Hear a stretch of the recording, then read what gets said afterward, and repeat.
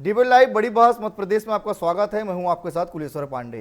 मध्य प्रदेश की सियासत में धर्म, विकास और जनता के मुद्दों को लेकर नया संग्राम छिड़ गया है। मुख्यमंत्री डॉक्टर मोहन यादव की सोमनाथ स्वाभिमान यात्रा 2026 अब राजनीतिक बहस का बड़ा केंद्र बन गई है। बीजेपी इसे सनातन संस्कृति, राष्ट्रीय गौरव और विकास की नई सोच बता रही है, तो कांग्रेस सवाल उठा रही है कि क्या धार्मिक आयोजनों के जरिए बेरोजगारी, महंगाई, किसान संकट और भ्रष्टाचार जैसे मुद्दों से ध्यान हटाया जा रहा है। एक तरफ सरकार विरासत से विकास की बात कर रही है, दूसरी तरफ विपक्ष कह रही है कि जनता को सिर्फ भावनाओं में उलझाया जा रहा है। तो क्या आस्था और विकास साथ साथ चल रहे हैं या फिर ये चुनावी रणनीति का नया अध्याय है? इसी पर करेंगे चर्चा। सबसे पहले देखिए हमारी ये खास रिपोर्ट। स्वाभिमान की यात्रा या सियासी प्रयोग, धर्म बनाम विकास की राजनीति, विरासत से विकास का दावा, कांग्रेस के निशाने पर सरकार, किसान रोजगार बनाम आस्था, मध्य प्रदेश में सियासी संग्राम। भोपाल के रानी कमलापति रेलवे स्टेशन से मुख्यमंत्री डॉक्टर मोहन यादव ने सोमनाथ स्वाभिमान यात्रा 2026 को रवाना किया। बीजेपी इसे केवल धार्मिक यात्रा नहीं बल्कि भारत के सांस्कृतिक स्वाभिमान का प्रतीक बता रही है। मुख्यमंत्री ने कहा कि सोमनाथ मंदिर देश की आस्था, संघर्ष और पुनर्निर्माण का प्रतीक है। उन्होंने प्रधानमंत्री नरेंद्र मोदी के विरासत से विकास विजन का जिक्र करते हुए कहा कि धार्मिक पर्यटन अब अर्थव्यवस्था और रोजगार का बड़ा माध्यम बन रहा है। सरकार का दावा है कि उज्जैन और महाकाल लोक इसका सबसे बड़ा उदाहरण है। धार्मिक यात्रा के साथ साथ सरकार विकास योजनाओं को भी प्रमुखता से सामने ला रही है। नीमच में 10.5 मेगावाट सौर ऊर्जा प्लांट का उद्घाटन किया गया। सफाई मित्रों को पीपीई किट वितरित हुई। पीएम स्वनिधि योजना के तहत हितग्राहियों को ऋण दिए गए और सबका अपना आवास अभियान में लोगों को मकानों की चाबियां सौंपी गई। भोपाल नगर निगम के नए अटल भवन का लोकार्पण भी हुआ। वहीं बीजेपी इसे गरीब कल्याण, सुशासन और विकास की नई तस्वीर बता रही है। बाबा महाकाल के परिक्षेत्र से हमारे 12 ज्योतिर्लिंग में से पहले ज्योतिर्लिंग सोमनाथ भगवान के दर्शन के लिए आज भारत सरकार के माध्यम से सोमनाथ स्वाभिमान पर्व के आधार पर आज मध्य प्रदेश में उज्जैन और भोपाल संभाग के यात्रियों से लेकर ये यात्रा सोमनाथ गुजरात के लिए रवाना हुई है। हम सब ने मिलकर के सभी श्रद्धालुओं को इस यात्रा की शुभकामना दी, बधाई दी और यात्री भी भक्ति भाव के साथ न केवल उस एकात्म भाव को स्मरण कर रहे हैं जिसके कारण से भारत की सनातन संस्कृति की एकात्मता अपने चारों धाम, 12 ज्योतिर्लिंग और 52 शक्तिपीठ के अंदर जो अंतर्निहित धारा बहती रहती है जिसके कारण से हम सदैव गौरवान्वित होते रहते हैं। मेरी अपनी ओर से एक बार फिर इस आयोजन की बधाई। कांग्रेस इन दावों पर लगातार सवाल उठा रही है। विपक्ष का आरोप है कि धार्मिक यात्राओं और बड़े आयोजनों के जरिए सरकार असली मुद्दों से जनता का ध्यान भटका रही है। कांग्रेस नेताओं का कहना है कि किसान आज भी फसलों के उचित दाम के लिए परेशान है। युवाओं को रोजगार नहीं मिल रहा है। महंगाई से आम आदमी की मुश्किलें बढ़ती जा रही है। स्वास्थ्य और शिक्षा व्यवस्था भी सवालों के घेरे में है। कांग्रेस का आरोप है कि सरकार भावात्मक और धार्मिक मुद्दों को ज्यादा उछाल रही है, जबकि जमीनी समस्याओं पर ठोस जवाब नहीं दे रही। जी हाँ, मैंने उनके भाषण की एक लाइन सुनी। उन्होंने 1000 साल पहले जो हुआ उसका जिक्र किया है। हे प्रभु, आप तो विजन की बात कर रहे थे कि 47 का विजन हमें लोगों के सामने रखना है, आगे आने वाले 40 साल का। आप तो 1000 साल पहले पीछे पहुंच गए। आदमी 1000 साल आगे की बात करता है, आप 1000 साल पीछे की बात कर रहे हो। आज के अखबार में आया है कि मध्य प्रदेश में बुजुर्गों के साथ जो हिंसा और दुर्व्यवहार होता है उसमें मध्य प्रदेश नंबर 1 पर है। इसकी चिंता करो प्रभु। 1000 साल पहले क्या हुआ उसकी चिंता मत करो। वर्तमान में रहो, वर्तमान में हो। वर्तमान में ठीक नहीं चल रहा है जो भी है। मध्य प्रदेश में आस्था, विकास और जनता के मुद्दों पर सियासत अब और तेज होने वाली है। बीजेपी इसे संस्कृति और विकास का संगम बता रही है, तो कांग्रेस इसे मुद्दों से ध्यान भटकाने की राजनीति कर रही है। अब फैसला जनता को करना है, क्या भावनाएं भारी पड़ेगी या जमीनी सवाल। Bureau report, TV 24।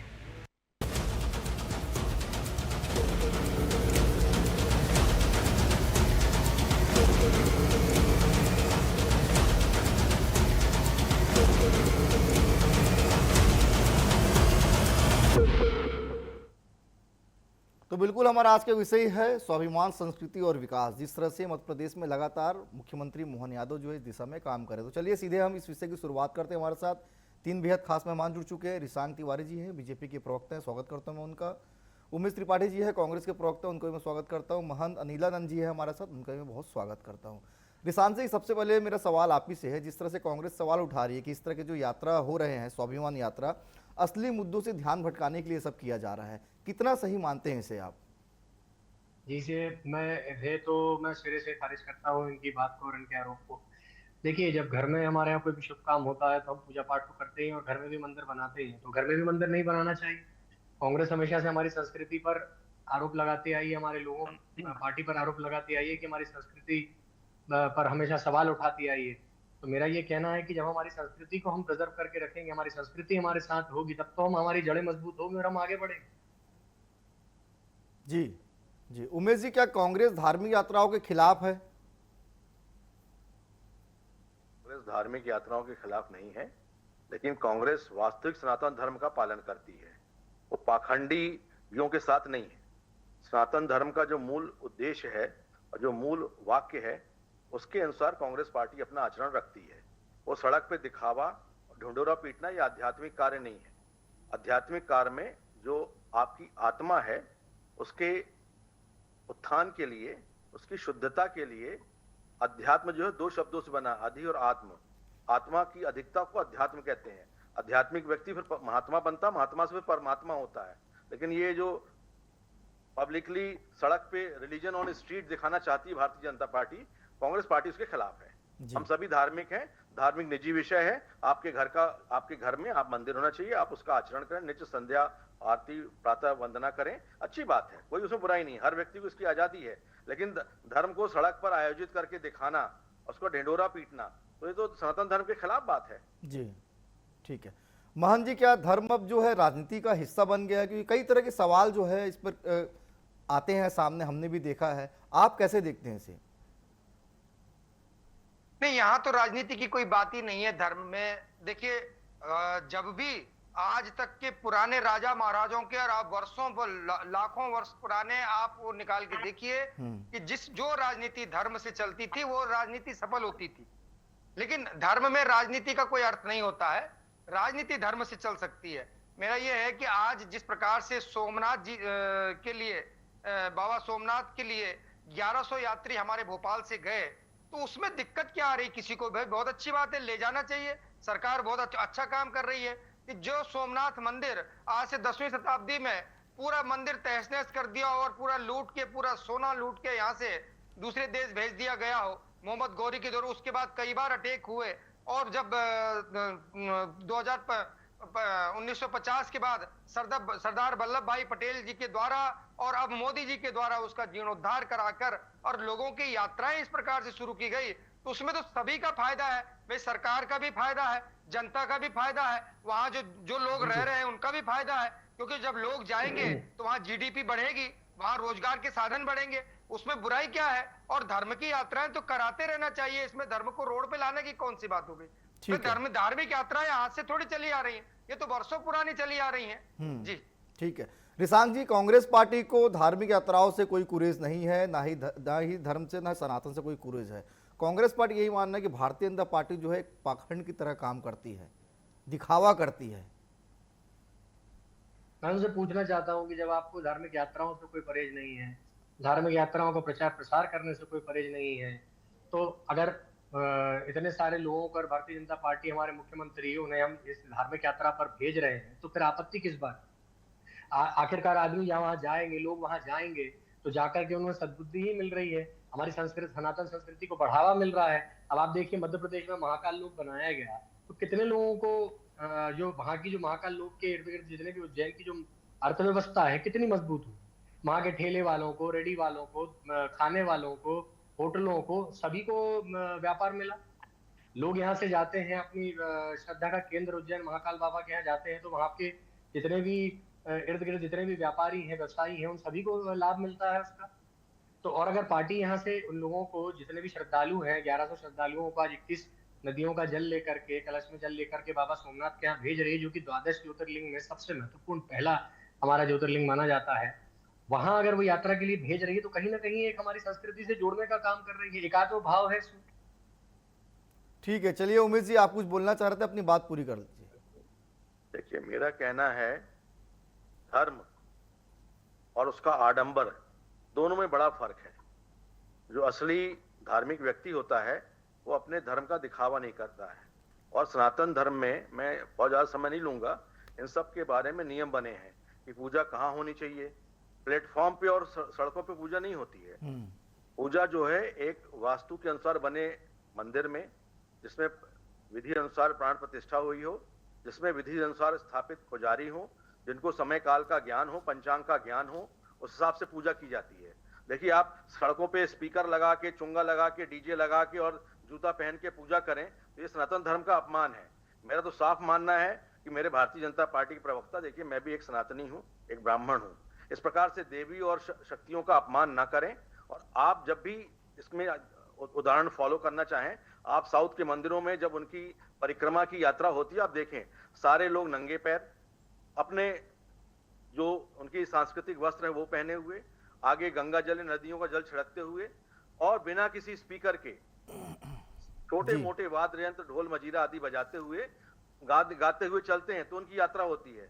आपने तो इसको धार्मिक यात्रा ना होते हुए एक प्रचार बना दिया, स्पीकर लगा दी, जिससे 4 लोग और डिस्टर्ब होते हैं। तो सनातन धर्म कभी नहीं कहता कि अपने पड़ोसी को या अपने साथ रहने वाले किसी व्यक्ति को डिस्टर्ब करें। यदि ये सनातन धर्म की संस्कृति है तो भाई माफ करना, मैंने जो पढ़ा है सनातन धर्म, उसमें कहीं ये नहीं कहा गया। और देखिए, स्पीकर आया अभी 100 साल हुआ है, और आप पूरे शहर में स्पीकर लगा के बजाते हैं, पूरा ढोल मजीरा डीजे लगा के आप यात्रा पे जा रहे हैं। भाई यात्रा पे तब भी लोग गए थे जब बैलगाड़ी से लोग जाते थे, बिल्कुल, घर से लोग अपना अनाज लेके जाते थे, और उनको लोग आत्मानुभूति, आज भी लोग परिक्रमा, नर्मदा परिक्रमा करते हैं, जगह जगह उनको भोजन देने की मंदिरों में व्यवस्था है, सोने की व्यवस्था है। और जो स्वयंसेवी संस्थाएं हैं और जो सनातन धर्म की संस्थाएं हैं, आश्रम है, अखाड़े हैं, उनकी व्यवस्था करते हैं।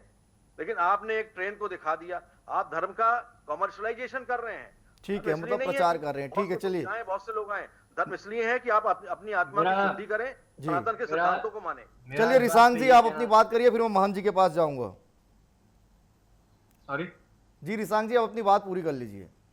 मेरा ये कहना है पंडित जी से कि अभी आप बात कर रहे थे कि मुख्यमंत्री जी 1000 साल पहले की बात कर रहे हैं, आप फिर वापस आप भी बैलगाड़ी पर पहुंच गए। हम तो अपनी संस्कृति की बात कर रहे हैं कि हमारी संस्कृति इतनी पुरानी है कि ये सालों से चला आ रहा है। पहले आप ढोल मंजीरे बाजे बजाते थे, आज आप डीजे बजाते हैं, तो किसी को किसी प्रकार का डिस्टर्बेंस नहीं होता है, किसी प्रकार की आपत्ति नहीं है। केवल जो धर्म के खिलाफ है, सनातन संस्कृति के खिलाफ है, उनको जरूर आपत्ति होती है, क्योंकि वो एक बहुत ही सोफिस्टिकेटेड बनने का जो ढोंग करते हैं। आपने कहा कि धर्म और आडंबर में, 1 मिनट सर मैं अपनी बात पूरी कर लूं, आप प्लीज बोलिएगा।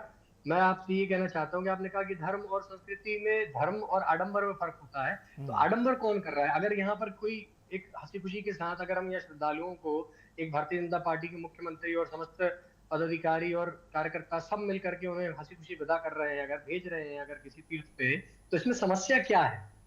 ना तो हम किसी के पास गए बोलने के लिए कि आप आइए, ना हम किसी के पास ये बोलने गए कि आप मत आइए। सभी श्रद्धालु जब अपनी स्वेच्छा से जा रहे हैं, इतना अच्छा शुभ कार्य हो रहा है, तो इसमें समस्या तो आनी नहीं चाहिए। अगर समस्या आ रही है तो मैं समझता हूँ कि इसमें मानसिकता का फर्क है, और इसमें आदमी को या कांग्रेस पार्टी को सीखना चाहिए, समझना चाहिए कि ये एक शुभ कार्य है, इसमें तो कम से कम विघ्न ना डालें। ठीक है उमेश जी, मैं लौटूंगा आपके पास। छोटा सवाल जो मैं महंत जी से ले लेता हूँ। महंत जी कुछ अपनी बात भी रखना चाह रहे थे। महंत जी, अब क्या कहना चाह रहे थे, अपनी बात रख लीजिए।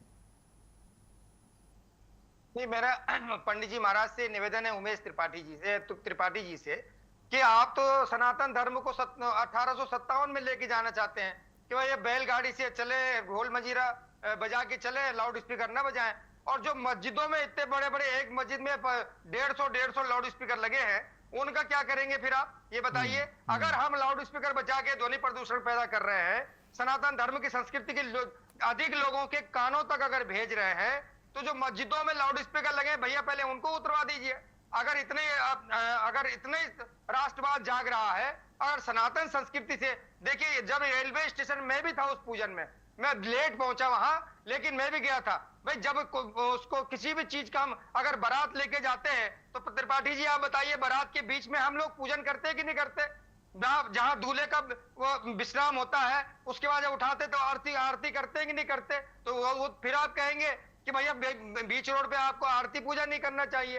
तो जब जहां रेल को हम अपने घर और मंदिर में तो नहीं ला सकते, तो रेलवे स्टेशन जाके वो पूजन करी गई और विधिवत पूजन करी गई और रवाना की गई। आपको तो प्रसन्न होना चाहिए। ये सनातन को बढ़ाने का काम है। हम सारी पार्टियां मिलकर, देखो कांग्रेस पार्टी भी बुरी नहीं, बहुत अच्छी पार्टी है, लेकिन सब पार्टियां मिलकर सनातन का काम करें। आप लोग इस प्रकार से अगर सनातन का विरोध करेंगे तो इसी पर धीरे धीरे, इसीलिए सनातन को लोग जो है टारगेट करने की कोशिश करते हैं। चलिए मेरा ठीक है, निवेदन है आपसे कि ठीक है आप मोहन जी। अपनी पार्टी में भी समझाइए, आप अपनी पार्टी के माध्यम से भी सनातन के उत्थान की बात करिए जी। हालांकि कांग्रेस पार्टी विरोध नहीं कर रही, वो साफ कर दिए। ठीक है, मैं उमेश त्रिपाठी जी का मैं कमेंट ले लेता हूँ। उमेश जी अपनी बात पूरी करिएगा। देखिए, मेरा कहना बहुत साफ है। सनातन धर्म में जो है, मेरे अभी आचार्य जी कह रहे थे, मैं बड़ी श्रद्धा से, चूंकि वो सन्यासी गेरुआ वस्त्र पहने हैं और सनातनी को किसी भी सन्यासी का सम्मान करना चाहिए, उनकी बात को काटना नहीं चाहिए। लेकिन चूंकि ये शास्त्रार्थ का अखाड़ा खोला गया है, इसलिए मैं उनके सामने अपनी बड़ी विनम्रता से बात जरूर रखूंगा कि माननीय मुख्यमंत्री मध्य प्रदेश ने लाउड स्पीकरों पर बैन लगाने के लिए पहला अध्यादेश सरकार बनते से लाया था। तो यदि वो अध्यादेश लाया है और वो उज्जैन के रहने वाले हैं, मैं तो ये साफ कहूंगा कि जो शंकराचार्य जी ने मठानुशासन पुस्तक, मठमान्य पुस्तक लिखी है, उसके अनुसार सारे आचार्यों को, सनातन धर्म के मानने वालों को, पहले तो आचार्यों को और सन्यासियों को आचरण करना चाहिए, और उसी के बताए अनुसार हमारे जो अन्य सनातन धर्म के भक्त हैं उनको भी करना चाहिए। और देखिए, धर्म जो है कोई रैली और वो नहीं है। धर्म जो है आत्मा की शुद्धि के लिए, और हम कहां से आए, क्यों आए, इसमें वो बहुत लंबा विषय हो जाए, बोलना मैं नहीं चाहता हूं। लेकिन मैं साफ कहता हूं कि जो है इस प्रकार से दूसरे किसी को आप वो करके, और कबीरदास जी बहुत पहले बोल गए ये बात, ऐसा नहीं, कबीरदास जी सनातनी थे और रामानंदीचार्य के शिष्य थे, और उन्होंने बड़े बड़े उनको बोला है। ये रामानंदी परंपरा की वो बात है कि हम चिल्ला के कोई बात नहीं करेंगे। तो इसलिए जो है रामानंदी परंपरा को लाउड स्पीकर लगा के ना छेड़ा जाए। ठीक है रिसांग जी, धर्म और विकास जो है साथ चल रहे हैं, आप लोग लगातार ये बात करें, फिर बेरोजगारी का क्यों मुद्दा जो है बार बार सामने आ जाता है? देखिए, जो बेरोजगारी का महज विषय वहां तक है कि यहाँ तक गवर्नमेंट हमारी तो हर एक स्किल डेवलपमेंट के लिए भी काम कर रही है। और अगर बात करते हैं धर्म की, तो जहां जहां पर डेवलपमेंट हुए हैं, जहां जहां पर जैसे कि महाकाल लोक बनाया गया, जहां पर भी इस तरीके की चीजें बनाई गई हैं, तो लोगों की अर्थव्यवस्था सुधरी ही है, बिगड़ी नहीं है। कांग्रेस पार्टी सवाल करती है कि मंदिर क्यों बनाते हैं, कांग्रेस पार्टी सवाल करती है कि ये लोगों को आध्यात्मिक यात्राओं पे क्यों भेजते हैं। इसलिए भेजते हैं ताकि लोग हमारी संस्कृति से जुड़े, संस्कृति को पहचाने और हमारी सनातन संस्कृति को बढ़ावा मिले, और कहीं ना कहीं ये अर्थव्यवस्था सुधारने में भी मदद करता है। ऐसा नहीं है कि ये केवल एक तरफ बात कर रहे हैं कि बेरोजगारी क्यों। अभी तो विषय मुद्दा तो आया है आपका कि ये सोमनाथ यात्रा क्यों कर रहे हैं आप, बेरोजगारी पे क्यों नहीं ध्यान दे रहे। तो हम आपसे यही तो कहना चाह रहे हैं कि अब ये जो 1100 श्रद्धालु जब सोमनाथ जा रहे हैं, तो वहां जाकर के भी तो वो कहीं ना कहीं रुकेंगे, ठहरेंगे, खाएंगे, तो वहां के लोगों को भी आमदनी मिलेगी कि नहीं मिलेगी? ठीक है, अभी ये इस समय धर्म के विषय में बेरोजगारी और रोजगारी, इन सब चीजों को क्यों जोड़ा जाता है? हमेशा इसी समय पर ये बातें क्यों आती हैं? जबकि हमारी गवर्नमेंट आप देखेंगे तो कितनी योजनाएं चला रही है, स्किल डेवलपमेंट से लेकर के सारी जितनी भी योजनाएं जो हमारी गवर्नमेंट की मध्य प्रदेश के अंदर चल रही हैं आज, इससे हजारों युवा, स्काई योजनाएं हैं, हजारों युवा, चाहे वो स्टाइपेंड हो, चाहे वो गवर्नमेंट सपोर्ट हो, मल्टीपल योजनाएं हैं जिससे हर प्रकार का सपोर्ट मिल रहा है। ठीक है रिसांग जी, ठीक। महन जी, इस तरह की जो यात्राएं होते हैं, क्या समाज को जोड़ पाने में कामयाब हो रहे हैं सभी समाज को? बिल्कुल सही बात है। इस प्रकार की जो यात्राएं हैं, ये सनातन संस्कृति को एक करने की, जैसे कि हम पूर्व से पश्चिम से लेके उत्तर से लेके दक्षिण तक, जैसे पूज्य शंकराचार्य जी महाराज ने हमारा ये किया था कि चारों दिशाओं में 4 मठ बनाए थे, और पूरे भारतवर्ष की, अखंड भारत की पैदल यात्रा करके 4 मठों की स्थापना करी। तो ये यात्रा उन्होंने भी तो यात्रा करी ना, उस समय पैदल यात्रा करी, उस समय संसाधनों का अभाव था, और ये पूरी यात्राएं करके 4 मठ स्थापित किए। तो ये इन मठों में हम अगर हमारे लोग हमारे सनातनी लोग अगर जाएंगे तो वहां से वहां की परंपराओं को सीख कर आएंगे, अपनी परंपराओं को वहां पर छोड़कर आएंगे कि भाई ये सनातन की परंपराएं क्या है, हमारे क्षेत्र में क्या है कि देश काल की परिस्थिति में परंपराओं में थोड़ा भेद हो जाता है। तो जब इस प्रकार की यात्राएं होती है तो युवाओं में वो परंपराएं भी सम्मिलित हो जाती हैं। तो यह यात्राएं अनंत जरूरी है। सभी प्रकार की सभी धार्मिक क्षेत्रों की यात्राओं को समस्त सनातनियों को करना चाहिए। और अगर सरकार अपने पास से कराती है, सरकार उन्हीं लोगों को यात्रा कराती है जो किसी भी प्रकार से थोड़ा अक्षम होते हैं, तो बहुत अच्छी बात है। वह सरकार ने संज्ञान लिया कि भैया ये बुजुर्ग लोग हैं, ये नहीं जा सकते थे, इनको सरकार लेके जा रही है। ये कोई असहाय लोग हैं, इनको सरकार लेके जा रही, तो बहुत अच्छी बात है। और जो भी आदमी जहां जाता है तो वहां जीडीपी में बढ़ावा तो होता ही है। भाई वहां जाएगा तो आदमी खाएगा, पिएगा, कुछ खरीदेगा, ये करेगा तो वहां उस क्षेत्र का भी विकास होगा। और रही बेरोजगारी की बात में, अभी हमारे भाजपा के प्रवक्ता भी कह रहे थे कि तो मैं बताऊं कि बेरोजगार वही व्यक्ति है जो काम करना नहीं चाहता है। आज के युग में कोई बेरोजगार नहीं है। जिसको काम करने में कमजोरी महसूस होती है, जो काम करना नहीं चाहता, वो बेरोजगार है। नहीं तो आज भारत देश में कोई बेरोजगार नहीं है। लेकिन लोगों को हराम के खाने की जब आदत पड़ जाती है कि सरकार लाके दे दे, हम खा ले, तो वही बेरोजगार घूम रहे हैं। बाकी जो काम करने वाले लोग हैं और भगवान की कृपा से जिनके ऊपर दिमाग है, वो सब रोजगार पाके आदमी कुछ भी कर सकता है। अपने आप को पालन पोषण, अपने परिवार को पालने के लिए व्यक्ति कुछ भी रोजगार कर सकता है। लेकिन नहीं, जब आप सरकार पर आधारित रहेंगे कि सरकार करके दे दे, तो भैया भगवान जो है वो आशीर्वाद तो देते हैं, भोजन की थाली बना के नहीं देते। ये मैं कहना चाहूंगा। ठीक है उमेश जी, बात रखिए अपनी। देखिए, हमारा कहना बड़ा अच्छा है। महाराज जी ने जो बात कही, शंकराचार्य जी को उन्होंने नाम लिया, आदि शंकराचार्य जी का। तो आदि शंकराचार्य जी के 4 अभी जो पीठें बनाई थी, उनके शंकराचार्य अभी भी हैं। मैं बड़ी विनम्रता के साथ ये कहना चाहता हूं, चारों शंकराचार्य आज तक राम जन्मभूमि मंदिर गए नहीं। और चारों जो अन्य आचार्य हैं इसमें, चाहे वो माधवाचार्य हो, चाहे वल्लभाचार्य हो, चाहे रामानुजाचार्य हो, चाहे रामानंदाचार्य हो, ये चारों आचार्य भी आज तक राम जन्मभूमि गए नहीं। तो देखिए, सनातन धर्म जो है किसी एक व्यक्ति के आने और ना आने से बनता बिगड़ता नहीं है। सनातन धर्म में सनातन ही इसलिए है कि कई प्रकार की इसमें धाराएं अच्छी खराब आई, लेकिन चूंकि ये शुद्धता के साथ बना रहा और आज भी बना रहेगा और आगे भी बना रहेगा। लेकिन जो उसमें विकृतियां आएंगी, अशुद्धता आ जाएगी, वो सनातन धर्म के समय समय पे बताने वाले लोग हैं। जैसे आज हमारे पास चारों शंकराचार्य हैं, चारों आचार्य हैं, उनको द्वारा जो बताया जाएगा, तो हर सनातनी जो इस सनातन धर्म को समझता होगा, उनकी बात को मानेगा, उसके लिए जी मर जाएगा। लेकिन जो नकली लोग हैं, उनकी बात नहीं मानेगा। ये बात सही है। चलिए ठीक है, अब समय भी इजाजत नहीं दे रहे, इसलिए इस विषय को यहीं पे समाप्त करना पड़ेगा। आप तीनों मेहमान हमारे साथ जुड़े, आप तीनों का बहुत धन्यवाद। तो कुल मिलाकर मध्य प्रदेश में जिस तरह से स्वाभिमान यात्रा की शुरुआत की गई है, इसको लेकर जो है सियासत जो है भरपूर देखने को मिल रही है। एक तरफ बीजेपी से अच्छा पहल बता रही है, तो कांग्रेस इस पर कई सवाल खड़े कर रही है। फिलहाल आज के लिए इतना ही, कल किसी और विषय के साथ होगी मुलाकात। मुझे दीजिए इजाजत, धन्यवाद।